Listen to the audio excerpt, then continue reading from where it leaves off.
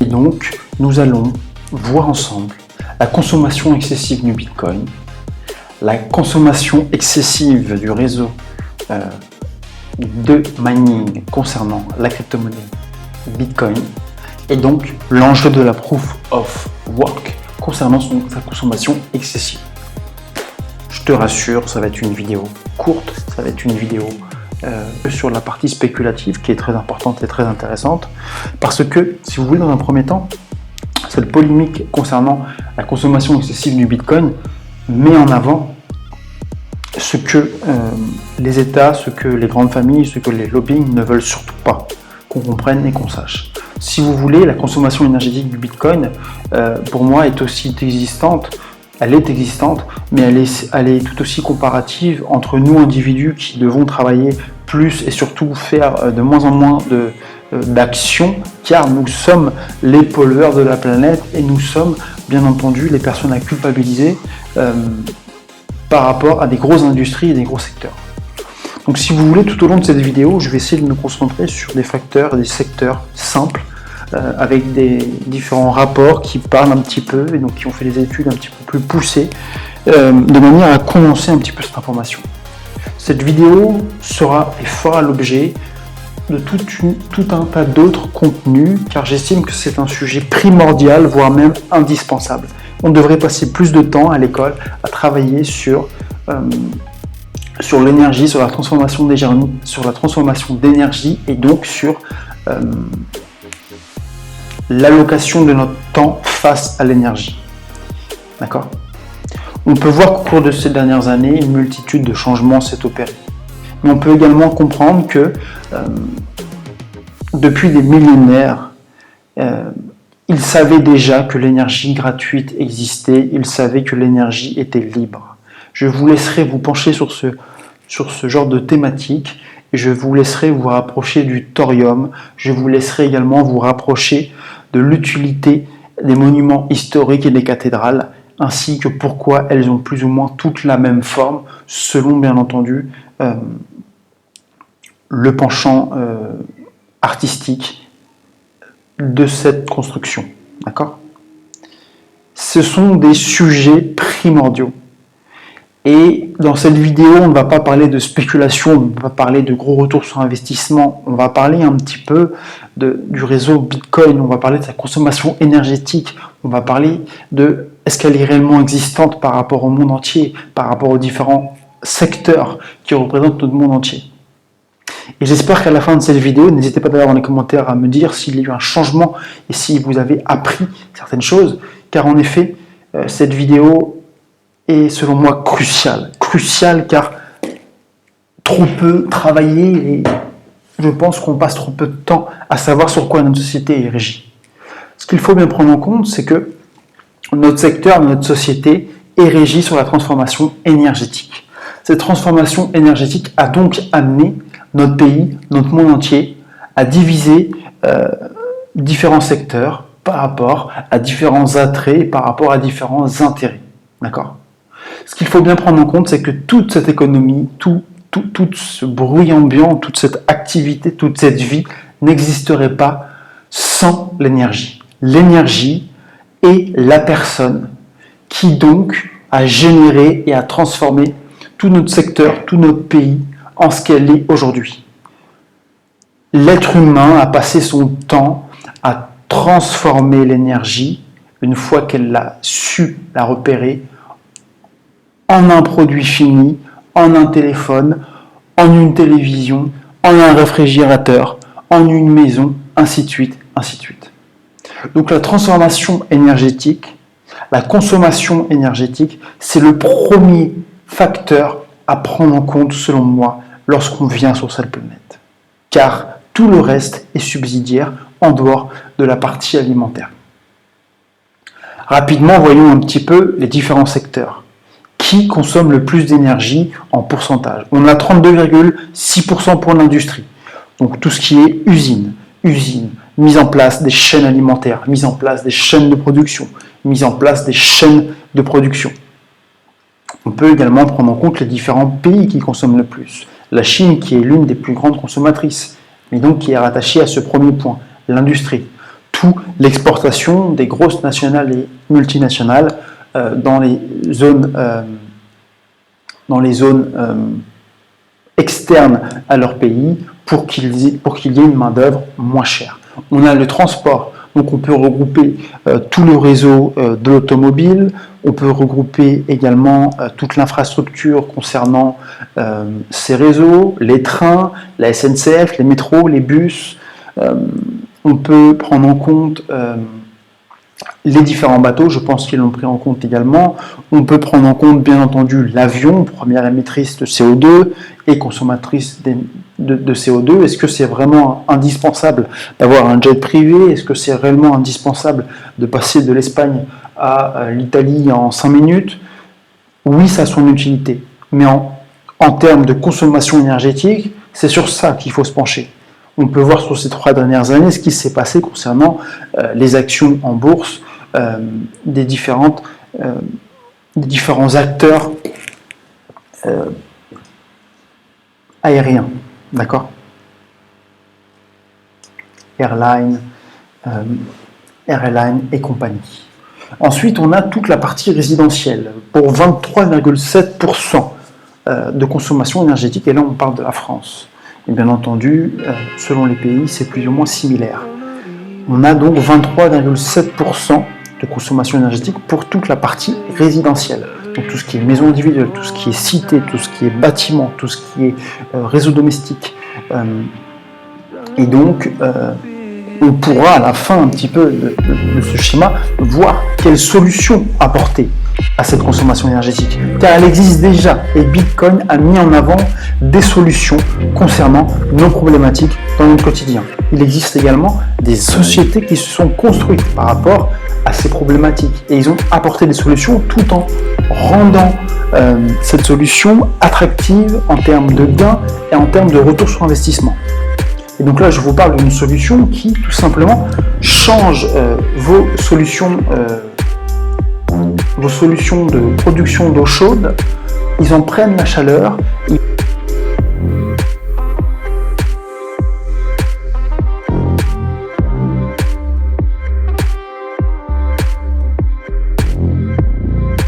Tous ces différents secteurs. C'est-à-dire qu'on en vient donc à l'industrie tertiaire avec 9%, et l'agriculture et la pêche avec 2,4%. Donc comme je vous l'ai dit, Bitcoin a mis en avant selon moi les problématiques de notre société. Les lobbying, les grosses sociétés déjà installées se sont dit ok, on va taper dessus parce qu'en effet ça prend trop de place, et ça se développe trop vite, d'accord? Cependant, voyons un petit peu les possibilités. Comme je vous l'ai dit, il existe déjà à l'heure actuelle, depuis environ 2 à 3 ans, des ballons d'eau chaude, des chaudières qui vont donc prendre cette énergie et la transformer en énergie efficace pour donc miner de la crypto-monnaie et principalement du Bitcoin. Et on peut voir le problème sous plein d'autres angles. Mais si vous voulez, vous allez voir à travers les différents schémas et documents que je vais vous présenter, une grande partie de l'énergie qui sert aux fermes de minage est basée sur de l'énergie perdue, sur de l'énergie qui est donc jetée, ou une surproduction de l'électricité ou de l'énergie face à différents secteurs. Bitcoin s'est dit, les différentes infrastructures de réseaux miniers se sont dit, ok, on va prendre cette énergie, on va les réallouer dans notre business, on va les réallouer dans la force de calcul que nécessite le réseau Bitcoin. D'accord?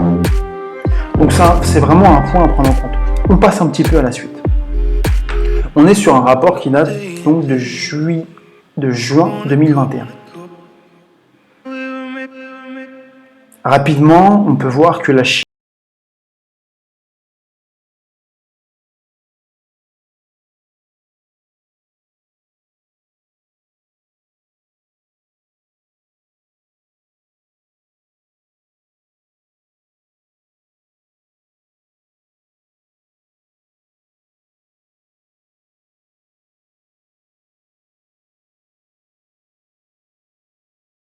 voir que dans ces différents documents que je vous présentais, on est entre 189 TWh par an et 113 TWh par an de consommation d'énergie du Bitcoin face aux différentes activités de production minière, de production de matières premières. D'accord? On continue et on essaye de ne pas faire trop long. On a également l'Europe, la Germanie, c'est normal, elle est en avance par rapport aux énergies renouvelables. Donc je pense que c'est normal qu'ils soient en deuxième catégorie. Peut-être que je dis des grosses bêtises, mais on avance. On peut voir qu'il y a donc 162 194 TWh d'énergie générée dans le monde entier, 50 000 TWh d'énergie perdue, donc inefficiente et inefficace pour nous, individus, et pour ces différentes sociétés qui ont des besoins, ce qui est normal. Et donc on a 189 TWh d'énergie consommée par le Bitcoin dans le monde entier. D'accord ? Donc ce qu'on appelle d'énergie grid, donc d'énergie verte, d'énergie qui émet le moins de CO2 possible. Bien entendu, ce qu'il faut prendre en compte par rapport à ces différents éléments, c'est que il faut prendre en compte un coût de production pour les panneaux solaires, pour les différents matériaux générateurs d'énergie gratuite et donc libre, et également le coût d'émission de CO2, et par rapport à ça, il faudra rajouter la maintenance, les différents réseaux qu'il y a à prendre en compte. D'accord ? On en vient sur, est-ce que la valeur du Bitcoin est égale à zéro? Est-ce que la valeur du Bitcoin est inefficiente ou pas? N'hésitez pas dans les commentaires à me partager votre avis concernant ce sujet polémique qui est très important à comprendre. 10 463 TWh d'énergie générée en électricité aux États-Unis, 6800 TWh d'énergie de système d'électricité perdu aux États-Unis et 189 TWh d'énergie consommée, basée encore une fois sur l'énergie gratuite. On a vraiment des ratios qui parlent d'eux-mêmes. Donc je vous laisserai vous faire votre propre avis par rapport à ces chiffres. D'accord ? Et puis ce qu'il faut prendre en compte également, c'est que le réseau Bitcoin donc, est basé sur l'extraction de l'énergie solaire, l'extraction de l'énergie hydrogène, l'extraction des barrages,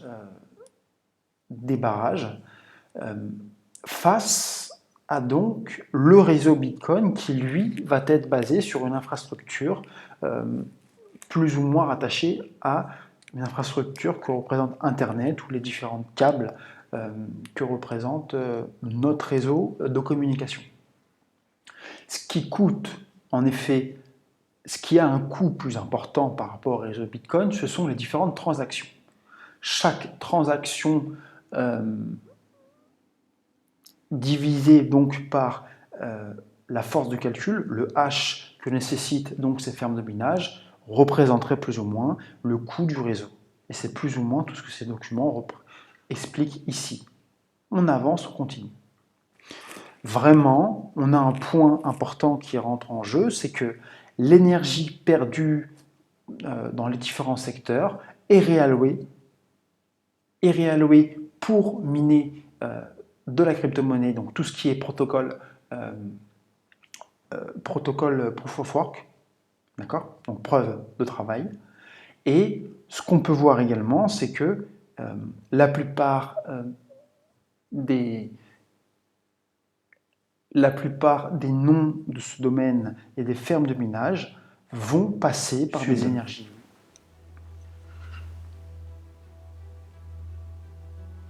On peut voir également la difficulté pour les pays d'Afrique du Nord et d'Afrique du Sud, concernant les systèmes de paiement et concernant le réseau de communication. D'accord ? On a un monopole qui est donc basé sur l'Amérique du Nord, l'Europe centrale, l'Europe de l'Est, la Russie et puis toute la partie asiatique. Ensuite, on a l'Australie qui est un peu délaissée et on a les différentes îles. D'accord ? On continue. On a ici donc, alors on va revenir, le retour sur investissement énergétique des diverses sources d'énergie. En d'autres termes, le multiple de la quantité d'énergie que vous retirez de ce que vous y mettez. Les barres jaunes inférieures incluent le coût énergétique du stockage. pour les sources d'énergie qui sont variables. Le nucléaire est à l'extrême droite avec un multiple énergétique de x75. Donc là, c'est un petit peu compliqué. Je le passe, d'accord? Je le passe. Et ce qui est important à prendre en compte dans cette première vidéo qui est généraliste, c'est que là, on a une représentation de la consommation du Bitcoin face au monde entier, face aux différents secteurs. D'accord? On va voir, pour finir un petit peu, les multiples que ça représente, et donc l'incompréhension totale de ces attaques face à un réseau qui est innovant et donc nouveau. En effet, je suis pour le réseau Bitcoin, mais j'essaye de vous montrer à travers des graphiques un petit peu l'incompréhension et la diffusion de la fausse information concernant un réseau nouveau, une technologie nouvelle, et concernant des problématiques qui sont rattachées à des gros lobbying et des gros monopoles derrière. D'accord ? Il n'est pas intéressant pour ces derniers que nous générons notre propre énergie et que nous soyons tout simplement détachés de toute cette infrastructure qui est néfaste à l'indépendance et néfaste à l'autonomie, y compris l'autonomie d'énergie, pas que l'autonomie financière. Alors maintenant, j'aimerais, on passe tout ça parce que sinon il y en a pour plusieurs heures. Je vais vous montrer un document très intéressant, si je le retrouve. Ok, donc il est là, pardon. Donc comme vous voyez, ce n'est pas les informations qui manquent.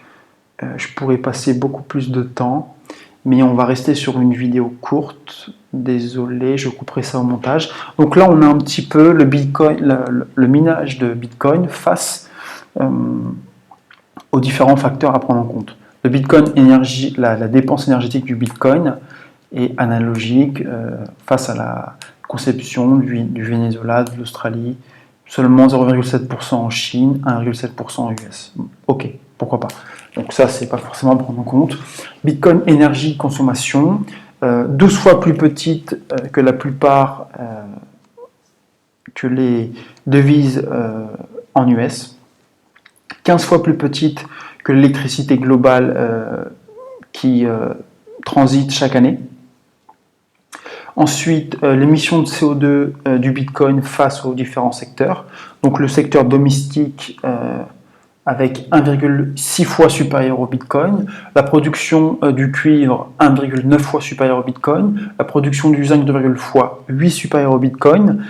3,4 fois supérieur au Bitcoin pour l'activité minière de l'or, 4,7 fois supérieur au Bitcoin pour tout le système bancaire, 7 fois supérieur au Bitcoin pour toute la partie infrastructure militaire des États-Unis, toute la partie réfrigération donc des foyers domestiques et donc également on peut prendre en compte toute la partie donc immobilière qui est 10 fois supérieure au Bitcoin.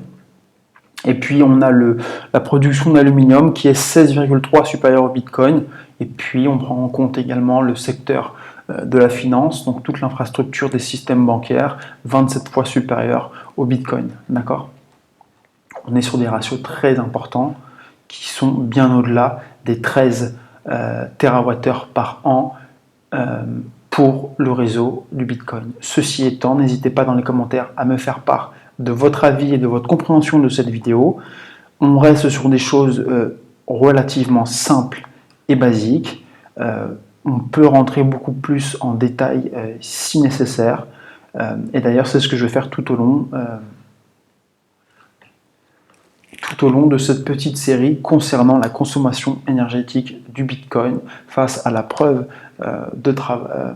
Donc la preuve de travail et le système bancaire actuel. Car c'est un petit peu ça, si vous voulez, le problème qu'il y a. D'accord ? J'espère que cette vidéo vous a plu, j'espère qu'elle n'a pas été trop longue et compliquée.